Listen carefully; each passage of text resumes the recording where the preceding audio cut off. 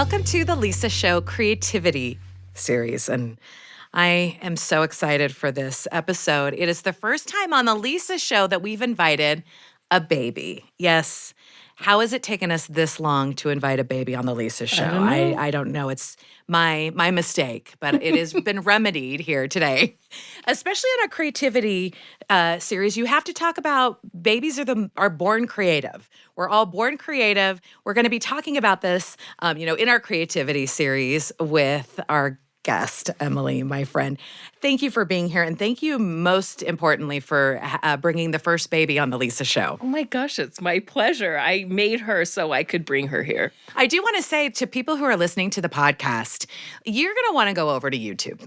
You're going to want to watch this segment on the YouTubes because you have to see how cute this baby is. I mean, she is made of marshmallow. Yeah, she's amazing and full of creative possibilities and wonder. Yeah, she's just looking around the room, like trying to figure out how she can make art. So if you hear some gurgling, some little babbles, it is our baby. The Lisa Show baby is how we'll refer to her. Our baby. To be able to keep her privacy. Absolutely. But Emilie, will you introduce yourself and your creative pursuits?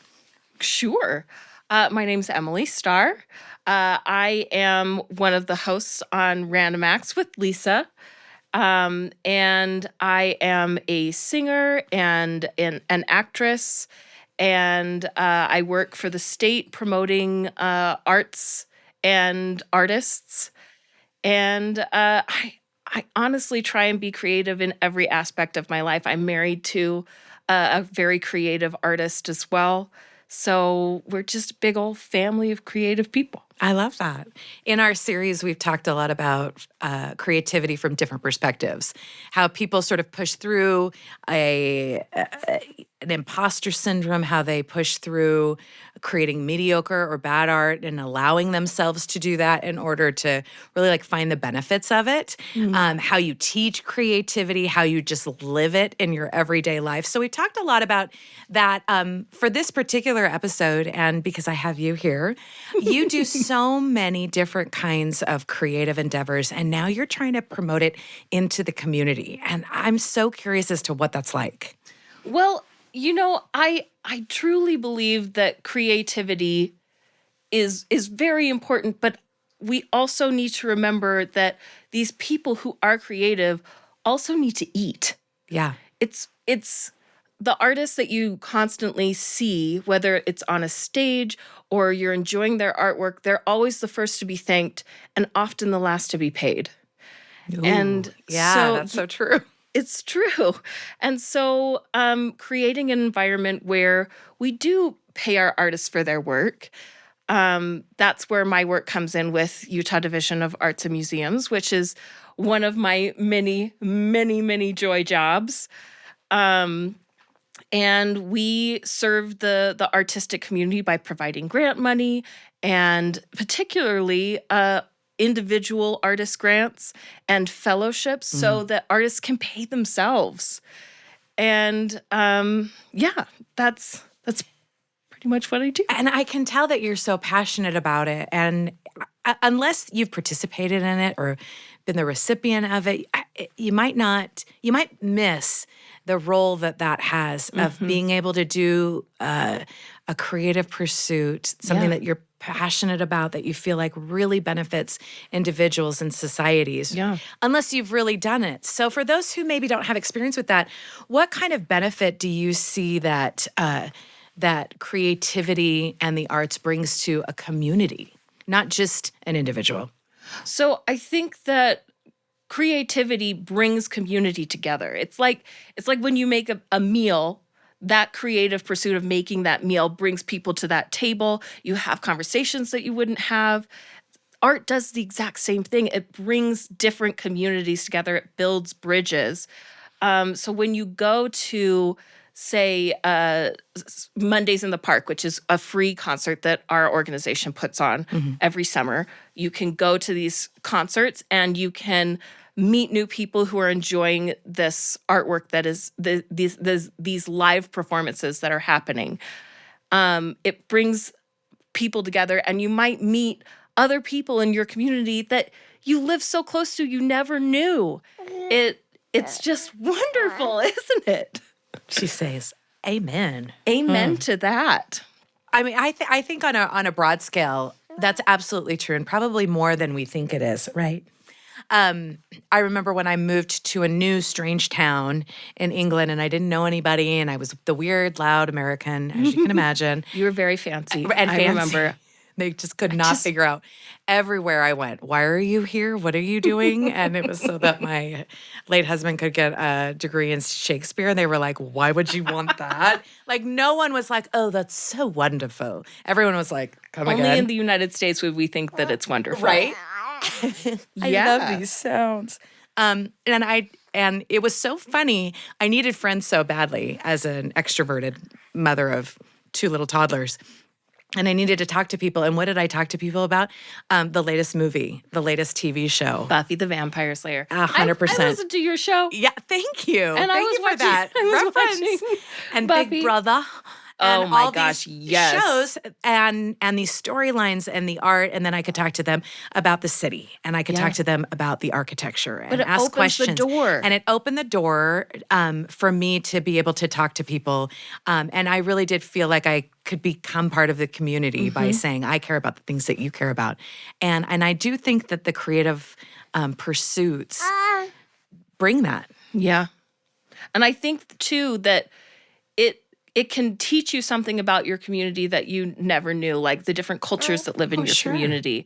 And like you can get a different perspective and a different view of your own backyard by your creative pursuits. If you go and see a play in a new theater, you're going to have a completely different perspective. If you see a different theater company in that same theater, you're going to have a completely new perspective. If you see a playwright that is national versus a local playwright, you're going to get a completely different voice, a completely different perspective. I really like that because it's actually like experiencing it in the moment with the people. Yeah. And with the community. One thing that I like about theater and live theater, and I know that that's what you do a lot, is that it exists. You're creating something new for just a moment. Yeah. And then it never exists again. But you're sharing it with the actors, the director, everyone behind the scenes, and the audience. Yeah. What the audience is bringing and how they're engaging into it. And that creates something special, a moment and a memory that you share together that you will have memories of. I still have memories of some plays that changed my life. Yeah. And changed my perspective. You know, I don't know those people that performed it. Yeah. I mean, some of them I know just because they're famous, but not all of them, you know? No. And then it's gone in a moment. But you shared something for it, and it's that sense, it's almost like an ethereal like experience that just, I wish for people who have never experienced that, for them to do it. I think maybe it's more likely like in a concert or in a music setting. Yeah. That a lot of people can relate to having like, were you at that show at that day? You know what I mean? With different bands and things like that. That can have an effect of identity that other things can't. But, you know, since my medium is theater, you have that moment when you know that a part is coming up in a show that you're in that always gets a laugh, that always gets a big laugh. And that community all comes together and says, that moment is funny. We approve of that moment. Yeah. That's the exact same feeling, you know, or something that's shocking or heartbreaking. What I love even more than a big laugh is an audience gasp, like something that is maybe devastating happens on stage and everything is silent and you have the air sucked out of the room, even to the back of the stage. Yeah. You know what I'm talking about. That happened when you were born. But, you know, I remember those moments, and I often say that theater is the addiction that I'll never be able to quit. It is an addiction. I love to do it. And have you discovered that you can grab that? If you hear that little so bump, exciting. It's our Lisa Show baby grabbing the mic. Because why not? Because why not? I know it seems like counterintuitive to have a baby in a Well, interview. we all know But that. I do love this because one of the big things that I have felt, and I feel very passionately about, that I want to ask you about, because you're kind of a newer mom. Yeah. But I really do without any irony or at all. I just really feel like motherhood has been the most creative thing that I've ever done in my whole life. In not just like creating life and watching her or my babies. I'm like, this is not my baby. She's your I baby. gotta remember. Like grow and develop into their own as creative beings. Like you don't have to teach little kids how to be creative. You don't have to teach, they just have it when you start out. And it's so beautiful to unfold, but also like creating a home environment, creating a family culture, like all of that. It's made me rethink creativity. Has it had that effect on you? Yes. In what ways? 1,000 times, yes. It's made me rethink games. Really? Yes. Everything is a game because she's never played anything before. Oh, yeah. I mean, because right now she loves scales. She loves when I sing scales. And when I sing scales with her, it turns into call and response games. So I'll sing a scale to her and she'll make a sound back. And she almost always waits for her turn. So I'll sing a scale and I'll go, Evie's turn. And she'll make her sound. I doubt she'll do it now because she's on camera. She knows. She does know, but know that it's happened. It has. It's happened. We believe you. But I mean, every single detail from how I pack the diaper bag to how we decorated her room. I've currently started a whole new artistic pursuit that I've never thought that I would, and it was all inspired by her. Oh my gosh, I'm so sorry. No, there is no apologizing for crying on the Lisa Show. So, Evelyn, this is my daughter, Evelyn. I did not actually introduce her. She's named after my grandmother, Evelyn, who is one of my very favorite people. And we have been painting together since she was born. Because my grandmother taught herself to paint when she was 85, I think. Oh, I love that. Yeah, and has loved it and has tried to get me to come and paint. And I've always said, no, Grandma, I'm not that kind of artist. I could never draw. I could never paint. And my sweet mother hired one of the girls from our church, who I used to babysit, to come to her house and teach us how to paint. And we got to bring our own photos. And all of my photos are of her. And she's someone that I want to paint. And I'm okay at it. But it's the act of it. And it's very calming at times and very not calming at times because I'm very hard on myself. I put that same perfectionism into painting as I would on stage, and I definitely don't have that skill set. Isn't that interesting? Yes. But there's something in the pursuit of doing something that you're not good at yet, or that it hasn't reached your taste level yet. But there's something in that creating, and I love that was inspired by motherhood. Yes, and I'll have to show you the photo of it sometime. It's my very first photo. I will have given it to him by then. Oh, but okay. It's David's Father's Day present. Oh. And it's a picture of him and Evie, just their feet, because they have matching pink Vans. So I took a picture of it, and he has no idea that I've painted it, and I'm going to give it to him for Father's Day. Oh, that is so sweet.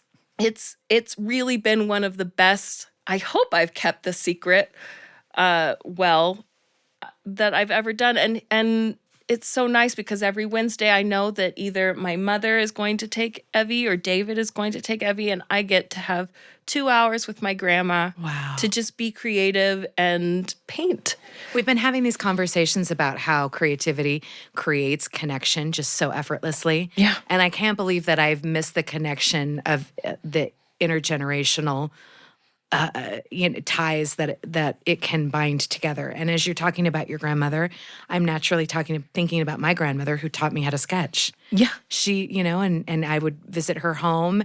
We lived far away, and she would get out her colored pencils and she'd say, "Okay, let me teach you the basics." And she teaches about perspective and how to proportion things and just give us a little art lesson because she had a degree in art. And Oh my gosh. and then my mother would do the same thing. I tried to do the same thing with my children. How did that go? It with mixed reviews, but yeah. at least I tried. Is how I feel about creativity what? and mothering. A At for least effort. I tried. Right. Yeah, but it is such a beautiful thing because I always think about my grandmother and my mother when I pick up a pencil to draw or to paint. Yeah. I do. And I think about And I hadn't realized that until you said that. Isn't it funny? It's beautiful. Like, Yeah. I think about my grandmother every time I make a pie. You were at my wedding. Oh, yeah. You made pies instead of having and they cake. were beautiful. That was the moment that I knew if I had a daughter, I would name her Evelyn because I wanted to make pie for my wedding instead of order a cake. And I can't tell you how many people said, "You don't want to make pie. Yeah. You don't want to do that. You don't want to do that." The only person who said, "You do want to do that. That sounds fun. And I'd like to do that with you," was my grandmother. Wow. And so we made 25 pies before my wedding. And that And was that's creative. It's a huge different idea. creative It's pursuit. thinking outside of the box. It's creating something that's meaningful to you that doesn't fit, this standards from, that society will think. Oh, no. Are we boring you? Say, She's so cute. talk about something cool like Miss Rachel. So I'm wondering when we talk about creativity in these sort of senses of it's some kind of like what we do, has it changed your philosophy on what creativity means? Like, do you define it differently Yes. now that you're older? How do you define it now? I think that when I was younger, it was always defined by what's the next role I can do? What's the next job I can get? I was so driven by if I was taking a job, I had a very dear friend once tell me, "Here's how you decide if you want to do a show. Does it feed your career? Does it feed your bank account or your stomach? Or does it feed your soul?" Mm-hmm. If it doesn't fulfill two of those three things, you shouldn't do the show. Oh, no. We're going to take a quick break to make sure that Evie is happy because here on The Lisa Show, babies come first. All right, we're back. Evie is being taken care of. Babies come first. Yeah. On The Lisa Show. Thank you for your patience. You were saying how you have changed your idea about creativity. Yeah. So if it didn't feed two of those three things, Yeah. and on my list, being paid and furthering my career were always at the top. It was over a dream role because I could always say no to a role, Sure. So I made a lot of effort to get paid. I would make sure I would write my own contracts. Oh, wow. I would make sure that I was paid on the Monday of every week instead of the end of every week. So I would get paid before the show closed. And if they couldn't pay me, I could hold the show hostage, which sounds awful, but I've had to use it a couple of times. I think people would be surprised, like what in the creative arts and the creative fields. I mean, we have several strikes happening Yeah. right now for that very reason. You have to A lot of fight for people yourself. think, if you're having fun and it's creative, then isn't that payment enough? And Yeah, you still need to eat. Isn't applause Yeah. enough? And now that Evie's here, the feeding my soul has risen to the top. And now I'm thinking about what shows when she's old enough to be in a show, and if she even wants to be in theater, what shows could we all do together? What shows could David music direct and that I could be in, that Evie could be in? Funny enough, David and I were talking about, well, we would do the Joseph and the Amazing Technicolor Dreamcoat for her. We would do it for her. We would do it for her. If we all got to hang out together. And you know what? I would do it for free. And you know what else you would do? What? Which is a dream of mine, which my children will not give me. What? A family band. Oh my gosh, I would really love a family band.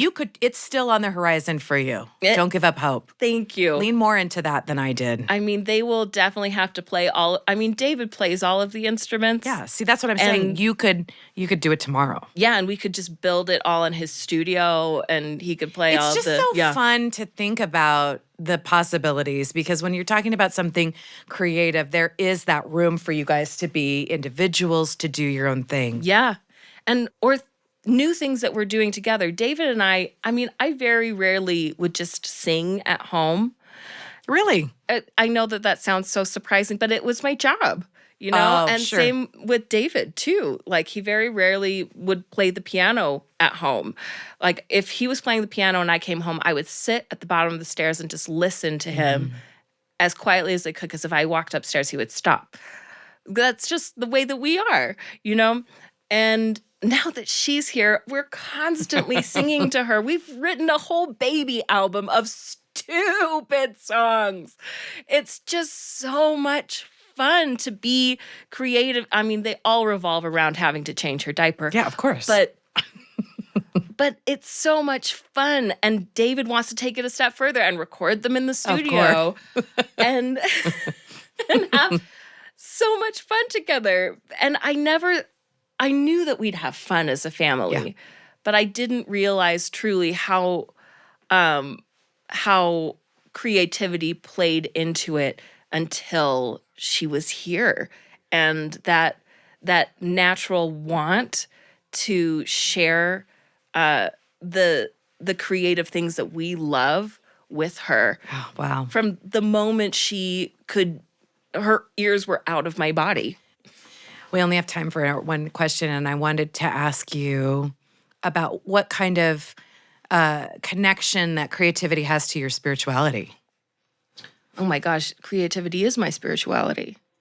Creativity, like the closest I have felt to a higher power has always been in pursuit of creativity, or while I am singing with my mother, harmonizing with my mom was probably the first time I ever felt close to a higher power. Is just sitting by the piano, because my mom is an incredible musician. She plays the guitar.